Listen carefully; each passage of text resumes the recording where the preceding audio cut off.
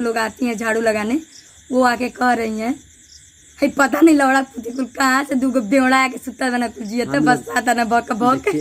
आप लोग हमारे वीडियो को पूरा देखिएगा, पूरा वॉच करिएगा। अगर पूरा आप लोगों को हमारा स्टोरी जानना है तो कभी हम लोग ऐश किए होंगे, ये भी जानना है आप लोगों को। तो टूट चुकी थी, अच्छे से टूट चुकी थी, क्योंकि बाबू मरा था तो मैं बहुत दिन तक संभाल नहीं पाई थी अपने आप को। जब ये बच्चा मेरा आने वाला था तो मैं बहुत एक्साइटेड थी, बहुत खुश थी कि मेरी भी गोद अब भर जाएगी। मैं भी लगता है कोई मारा छपाक से, इसको ये बताती फिर कहीं उका दिया छपाक से उका बैठल बा। नमस्कार प्रणाम, हम गोरखपुरिया भौजी गोड़ छुके गोड़ लागत नहीं तक कैसन बानी रहुआ लोग कमेंट में हमरा के जरूर बताई। और राव लोग के बहुत लख गोड़ छुके गोड़ लागत नहीं, काहे कि रहुआ लोग हमारे बहुत सहयोग कहनी, बहुत सपोर्ट कहनी। और कहीं ना कहीं आज रउआ लोग के वजह से हमारा चेहरा पे बहुत ज़्यादा मुस्कान बा। और सुबेरे से साच कहीं था, सुबेरे से बहुत खुश भी बानी हम। और वजह का खुशी का इहो बता दे, आज के वीडियो जौन बा न एकरा में तनिको रोवे वेक नहीं के, हमरा बस हंसे के बा हंसावे के बा। तो भला ही सैड वीडियो बा तो का हंसना है, खेलना है, मौज करना है। और रउआ लोग के मतलब वेलकम बा हमार पार्ट यानी कि स्टोरी 12 में। तो रउआ लोग कान खोल के दिल थाम के बैठ जाई और हमार स्टोरी सुनेला। तो कहानी वहाँ शुरू हुई जैसे कि मतलब हम हाथ लगा लगा के पैर पानी वहीं खत्म भइल ना। तो ओकरे आगे के मैटर बताओ तनी। हमनी के लेके बच्चा के घरे आवल गई और हम लोग मतलब ऑटो में आए। तो ऑटो वाला भी पूछ रहा था कि क्या हुआ, क्योंकि मैं रो रही थी, चिल्ला चिल्ला के रो रही थी, अरे हमार बाबू, ऐसे मैं रो रही थी। फिर घर आई, घर भी मतलब बहुत रोई। और बच्चे को मतलब लोग लेके जाने लगे उसको गंगा लाभ के लिए, जानते हैं आप लोग, मतलब दफनाया जाता है ना छोटे बच्चों को। तो मेरे बाबूजी मतलब मेरे ससुर जी और मेरे जीजा जी, जो इनके जीजा जी हैं, दोनों लोग ले करके जाने लगे। तो मेरा जैसे लग रहा था क्या छीन गया है, मैं क्या खो रही हूँ, एकदम मैं बर्दाश्त नहीं कर पा रही थी। और बहुत चिल्ला के बहुत हद से ज़्यादा मेरे पास जितना जांगर था सब लगा के मैं रो रही थी। और मैं ये सोच रही थी कहीं ना कहीं से चमत्कार हो जाए, मेरा बच्चा बच जाए, मेरी गोद न उजड़े, मेरा बच्चा बच जाए। लेकिन ऐसा नहीं होता है, जो एक बार मर जाता है वापस कहाँ आता है, ये तो आप लोग भी जानते हैं, दुनिया की रीत है। और शायद वो उतने क्षण के लिए मेरे पास आया था, लेकिन इतनी खुशी दे के गया।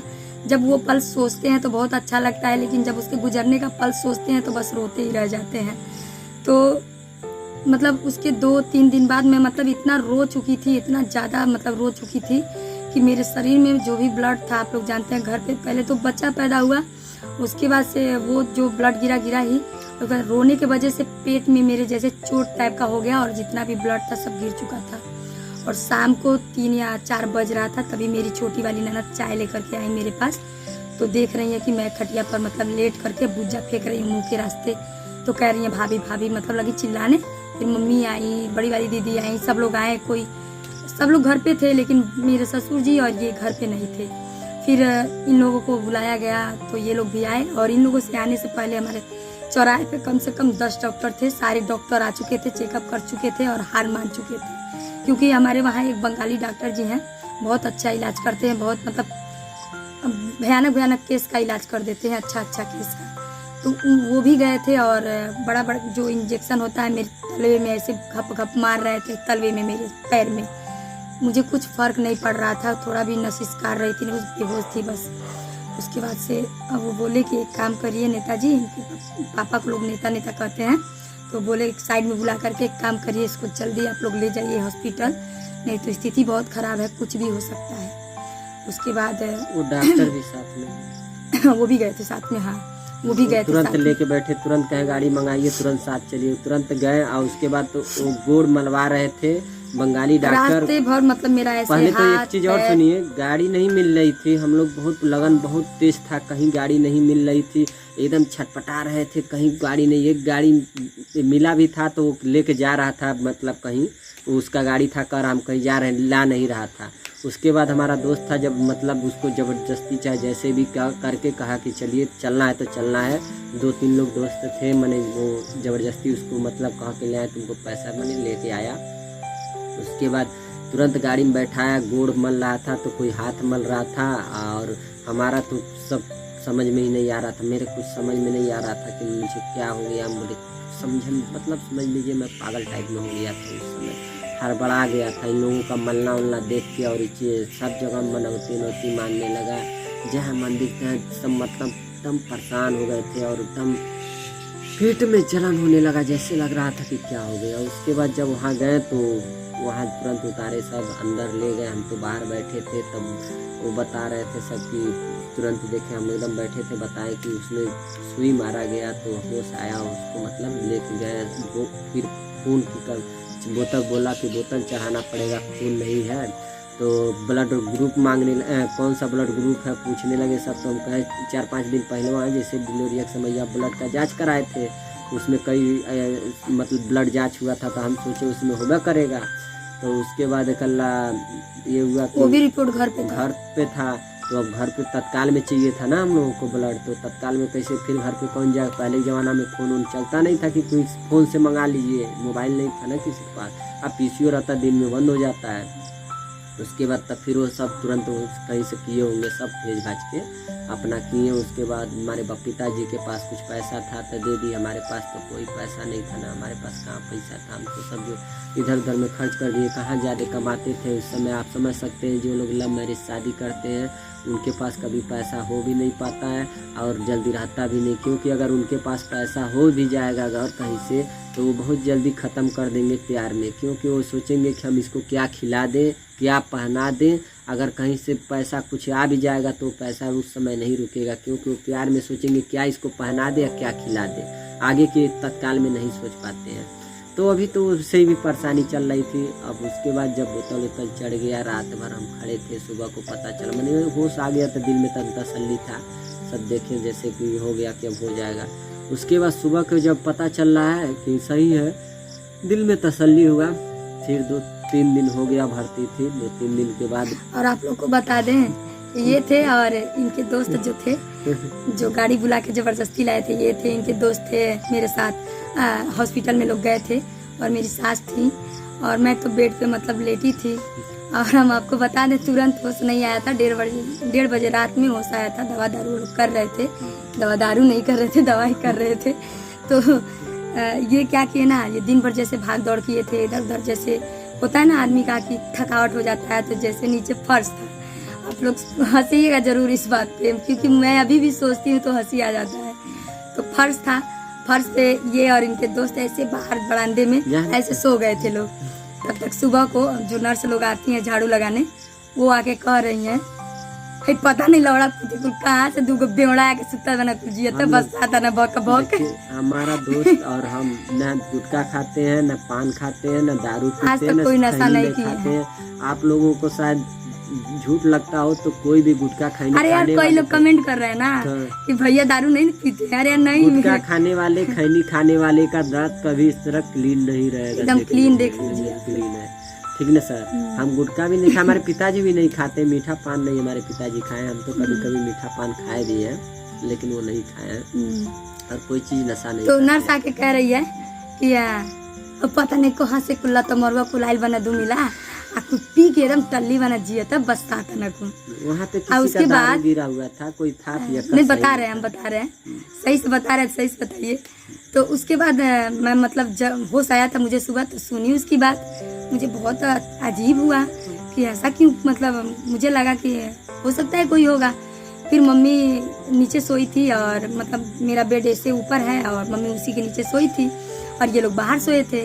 तो मैं मम्मी से बोली कि मम्मी कहाँ है, तो कह रही है कि बाहरवा बाटे कुल सुतल बाटे। तो हम कहीं जाइएगा देखिएगा, वो लोग दारू पिए हैं सुबह, यहाँ कहाँ से दारू मिल गया है, अब मुझे तो नहीं पता ये दारू पीते हैं। तो मम्मी जाके देख रही हैं, तब तक इनको मार रही 2-3 लाख। कह रहे ला तुम्हारा उठ, दारू पिए बड़े रे, दारू पिए बड़े। उसके बाद ये उठे तो कह रहे नहीं मम्मी कहा हम दारू पिए, लगे मुँह माँ खाने और घबरा गए। उसके बाद तब तक दरिया ना एकदम स्टाइल से ऐसे फरसा पैसे बह रहा था लाइन बना के।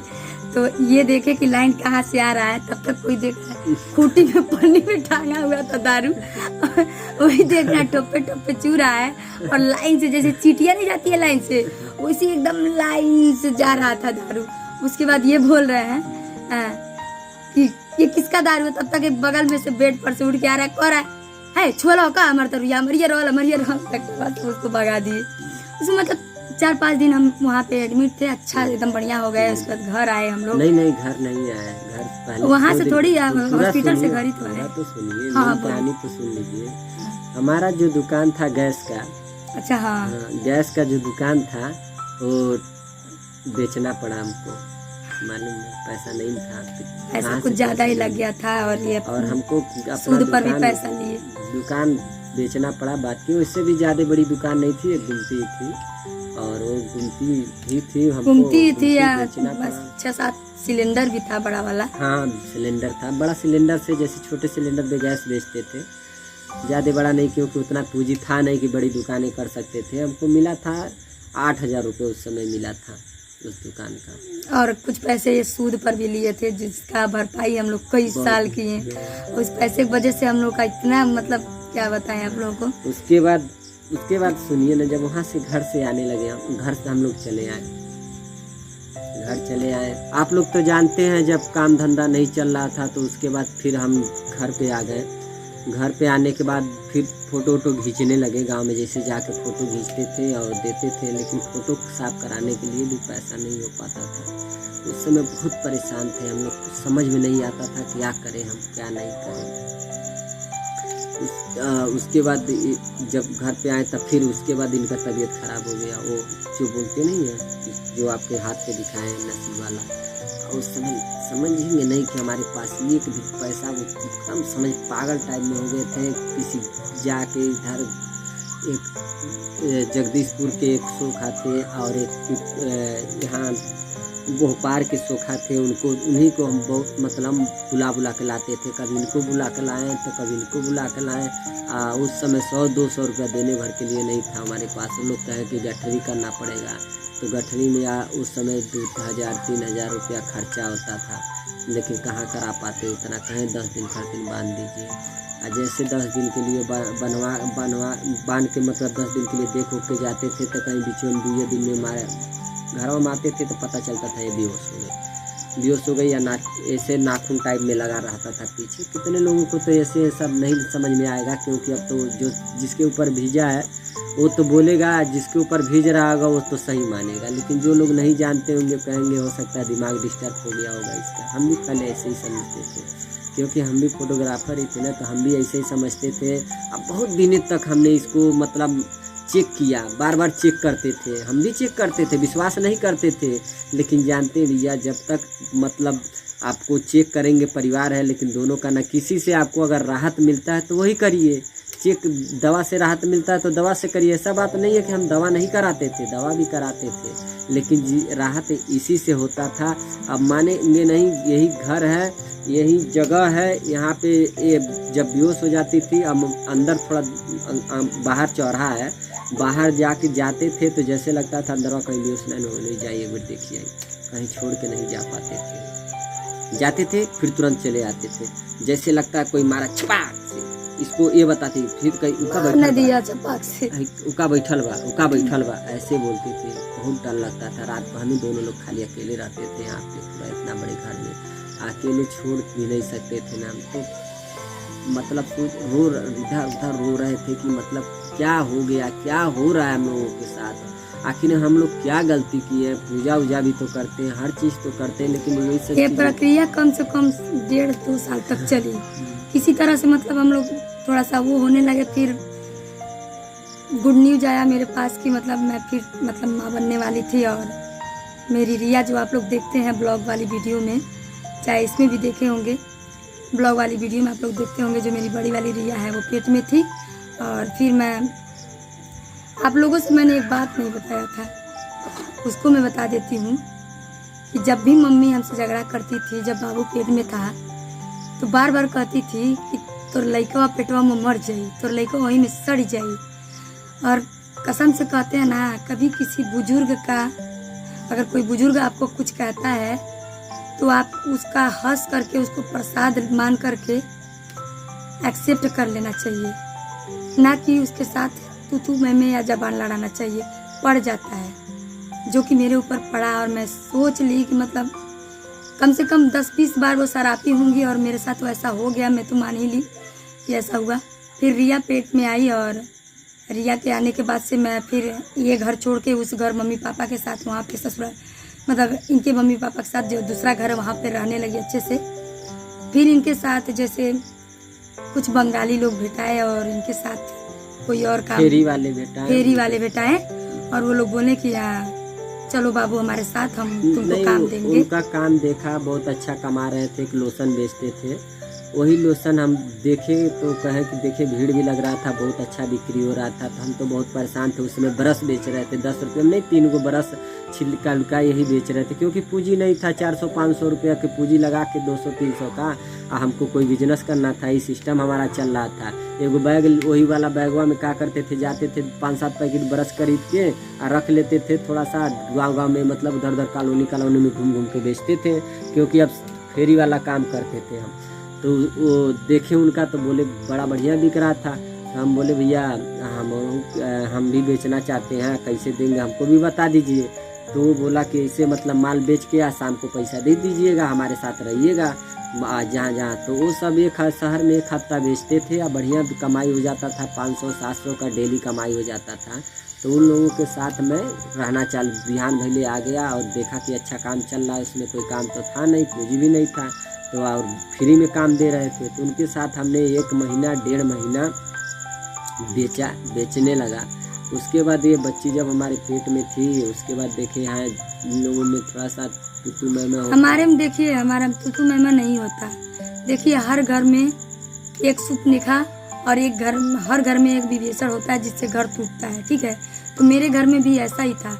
मम्मी जानते हैं आप लोग, मैं पहले बता चुकी हूँ कि मुझे खाना वाना बनाने नहीं आता था, यहीं पे आके सब सीखी हूँ। तो कोई था जो मम्मी को चढ़ा दे रहा था, तो मम्मी ऐसा काम मुझसे करवाती थी जो मैं कभी कर ही नहीं पाऊँ। कितना आप लोग से मैं बोलती हूँ, कितना आप लोग चूल्हे पर खाना वाला वीडियो आप लोग मेरा देखे हैं ना, मोटी रोटी जो आप लोग को दिखाए थे वीडियो में, वो लोग आप देखे ही होंगे।